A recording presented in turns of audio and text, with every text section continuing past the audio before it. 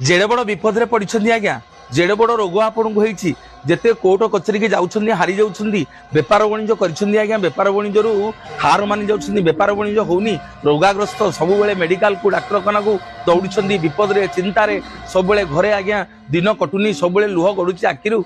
आज सुंदर उपाय टे कहबी मो महाप्रभु जगन्नाथ को हाथ जोड़ी प्रत्येक दिन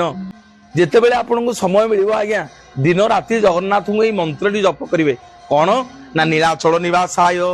नित्याय परमात्मने बलभद्र सुभद्राभ्यां जगन्नाथाय ते